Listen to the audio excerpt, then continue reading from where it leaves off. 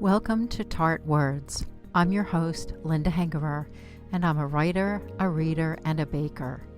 I talk to writers about their latest book and what inspires them, chat with fellow author Suzanne Fox about what writers can learn from reading their favorite authors, and share fast and easy recipes for anyone looking for a sweet treat. Join me as I share Tart Bites, Tart Thoughts, and Tart Words. Today on Tart Words, I'm talking with Barbara Barrett. To avoid a midlife crisis, Barbara Barrett wrote fiction at night while still employed in human resources for Iowa state government. After releasing 11 full-length romance novels and 2 novellas, she turned to the cozy mystery genre, having discovered it years before when pregnant with her first child. She used one of her retirement pastimes, the game of Mah Jongg, as her inspiration. Her next book, Courtesy Call, will be released August 31st, 2021, and is the 9th in the Mah Jongg Mysteries series and available now. Barbara spends her winters in Florida and summers in her home state of Iowa. Subscribe to her newsletter at www.subscribepage.com/bbcozies or check out her website at www.barbarabarrettbooks.com to find out more about her books and upcoming releases. Welcome to the podcast, Barbara. I'm really looking forward to talking with you today. Well, thank you, Linda, for inviting me. I'm happy to be here. Tell me about your latest book.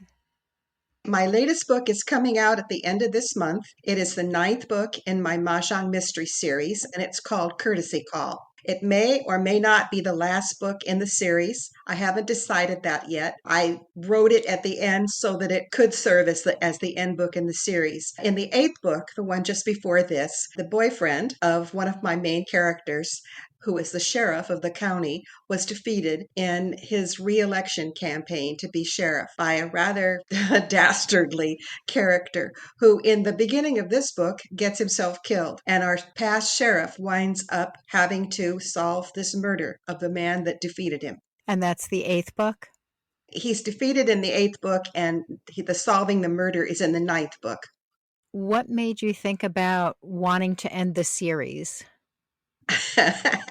Well, it's kind of all my titles have a phrase from Mah Jongg in them, or a word from Mah Jongg. And I was running out of words. There are still a couple I could use if I had to, but I felt like I had pretty much covered the landscape for where I wanted to go with the series. I have 4 characters.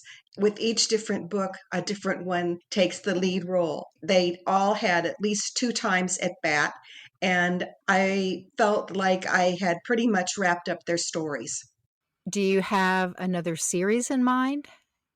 Oh, yes, I do. And thank you for asking. I have a series that I haven't really done any kind of promotion about because I didn't want to say too much about it, but I will give you a little bit about it today. The series is called Nailed It Home Reno Mystery Series. Instead of involving 4 characters, it involves 2 this time. And actually, I've decided after trying to write for 4 different characters for the last 9 books that I'm going to stick with just one. Then I'll have her daughter, who's her partner in the business, but she's not the primary character. I've also switched from third-person voice to first person, and that's a whole new experience, and I'm enjoying it a lot. Which book would you like to talk about today?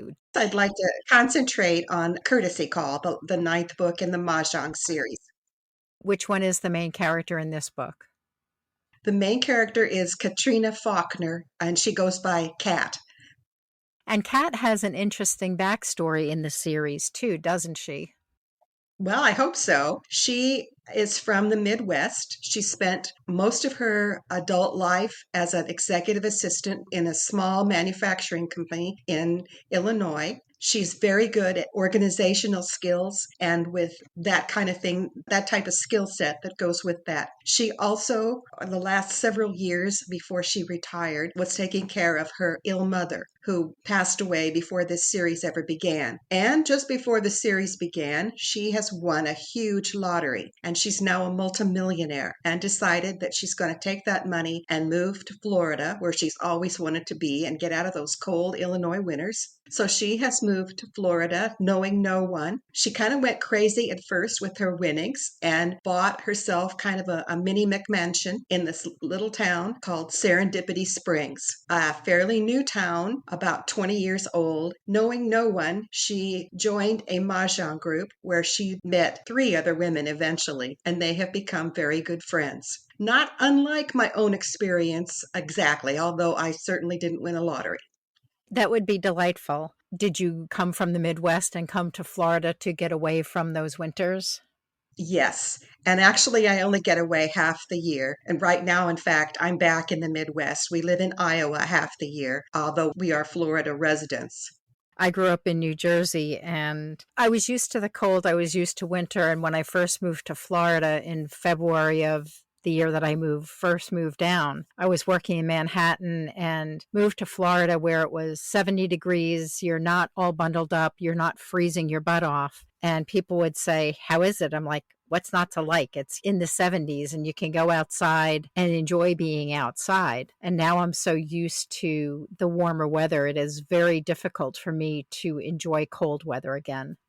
I understand. We've actually not come back to Iowa the last 2 years at Christmas. Last year it was mainly because of COVID, and the year before, I can't remember exactly why. I like to avoid the cold weather as much as I can, although I'm not crazy about the weather that's there right now in Florida. I'm not a big person for heat Hmm. and humidity, which starts like in April and goes until almost November. We go basically October to May, and we get a little bit at the beginning, a little bit at the end, but those 70-degree temps that you were talking about, that's mainly why I'm there. You talk about Serendipity Springs, and sounds like it's in the area near the villages. Is that correct? I'm not that familiar with the villages. I live elsewhere. I live near the Disney parks. It's not a retirement area per se. In fact, we chose to live in an intergenerational town so that we could be near lots of ages of people. It's close enough to the villages, but it's not the villages. Are you more like in Celebration then? Yes. Okay, that gives me a little bit of a better orientation for where the story is set. I was thinking it was a little farther north, but the Kissimmee Celebration Disney area still has a lot going on. When I first moved to Florida, I lived in Orlando, and I was surprised at how much more than just Disney there was to do. That's right. The benefit to having Disney in Orlando is that there are plenty of cheap fares from airlines coming in and out of Orlando. That's true too. Although generally when we go, we drive down and then we're there. We drive back home. So we haven't been flying back and forth that much the last few years. And with COVID, we haven't been traveling much at all. Yeah, it's funny how COVID has upended everybody's lives to varying degrees and in different ways. It's allowed me to be a lot more productive because I don't really go many places anymore. So I'm at home in front of my computer just typing away, thinking of things that my characters can do. Do you have a writing routine or schedule? Don't I wish? I'm not that disciplined because I'm retired and I like to take advantage of that fact when I can go out and enjoy things around me. But actually, it does wind up being I work mostly in the afternoons into the middle of the evening. I used to work until like 11 at night, but I don't do that so much anymore. I kind of hit the wall about 8 o'clock. When do you do most of your editing? If you do creative writing mid to late afternoon into the early evening, do you edit after that or do you edit in the morning? No, I don't do too much editing until I'm far enough along. Until I've got the first draft done, I don't do much editing. But then when I do, it's back in those same hours I mentioned. Do you outline? I try. I've tried different methods. Like I said, I'm not that disciplined. I'm more of a pantser, but I need to have some kind of foundation as well as a framework in which to pin the story. So I'm more like a person, if I could describe drawing a straight line, and on the left side being the inciting incident where I start, and then on the right side, that is the conclusion of the story. I kind of have an idea where those main points in between are, and then the actual creation or creativity. I just sit at the computer and I go from one point to the next. And how did you come up with your Mah Jongg series? I'm assuming that you enjoy playing Mahjong. Yes, I do. When I moved to Florida, my husband was still working. We had purchased a condo sometime before. So that was the idea that I would move to Florida and he would continue in the Midwest. So I was on my own and didn't really know anyone. I joined a senior group, and one of the first things they asked me was whether I played Mahjong. And I wanted to say, no, that's for old ladies, isn't it? But actually, that's who I am anymore. So I took lessons and then I joined a group and I discovered I really liked the game and I made a lot of new friends through it. That's my background in Mahjong. I've taught a couple different classes of newcomers at our senior learning that we have there in town. I wish I could say that I have attended a lot of tournaments. I've only gone to two, but I do play regularly every week. And even during COVID, there's a group of us. We play online and we've learned how to do a conference call with our telephones so that we can have our computer screens up and then talk through the phone. Have you tried doing it with Zoom so that you can see each other's faces? No, we can't figure out how to bring up the program that we get online along with our faces. We haven't done that, which is just as well because I don't have to worry about how I look when we do play. I just have to make sure that since everybody else is on the East Coast and when I'm here in Iowa, I'm on Central Time, I just have to remember the right time to be available.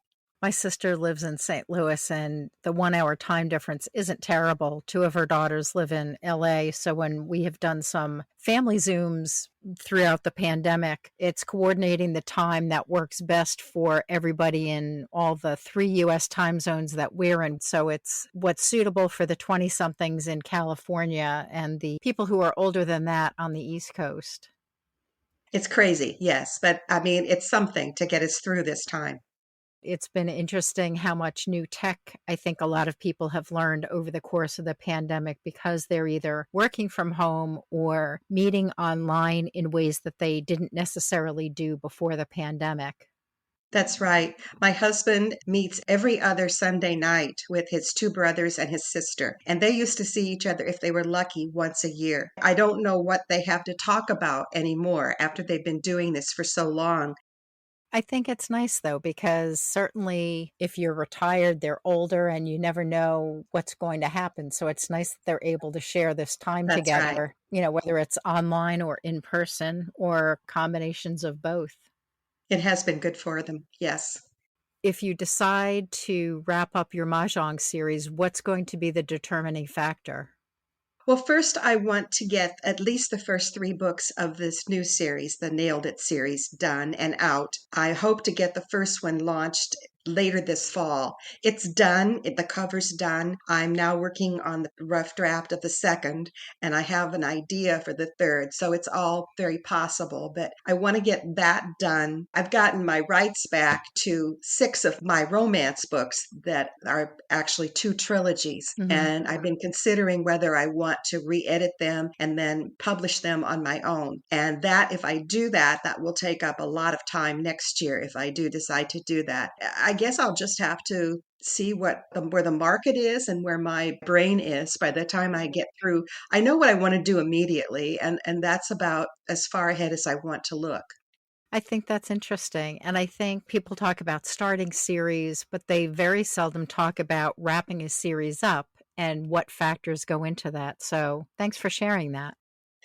Well, I'm a big aficionado of British detective shows. Hmm. And I watch one called Midsummer Murders. One of the later episodes, because they've done it for 22 years, so this is in about year 19 or so. There's one called The Curse of the Ninth, and it has to do with several composers. All I can think of is Tchaikovsky, that got as far as their ninth symphony in various formats, and then they stopped or something bad happened. And ever since I read about that, I thought maybe there's something about the ninth that I don't really want to go into the 10th. I have a very, very general idea for a 10th book, and I really don't want to leave it behind. And it only really lends itself to the Mah Jongg series. But I don't know if it's worth going back and visiting those characters again in another year or not. So I am happy with the way the epilogue finishes this book. And I think that anybody who's been reading the series with me will be satisfied as well.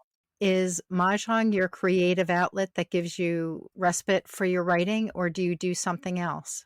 It's a main one. I wish I could say I'm involved in some wonderful sports, that I'm a real terrific athlete, but I'm not. What I really enjoy is just going out to lunch with friends and spending time with them. For instance, tomorrow, a group of people I used to work with, a bunch of us are going out to breakfast with each other just to catch up on things with each other. That's my creative outlet. That, and well, when I do get to see my grandkids, of course.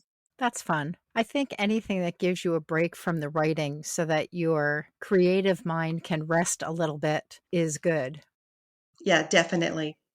Well, thanks for talking with me today. I really appreciate it. And I always think it's interesting to hear about different things than what I normally do.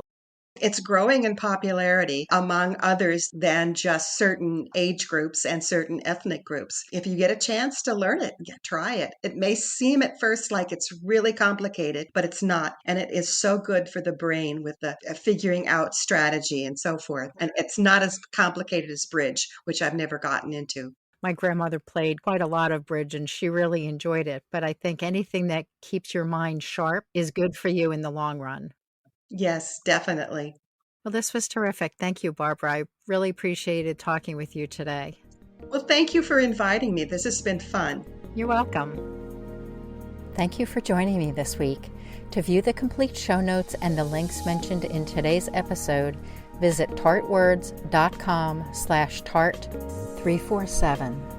Before you go, follow or subscribe for free to the podcast to receive new episodes when they're released. Follow now in the app you're using to listen to this podcast, or sign up for email alerts through an easy sign-up form for bakers, readers, and or writers at tartwords.com/about. Thank you again for joining me, Linda Hengerer, for this episode of Tart Words.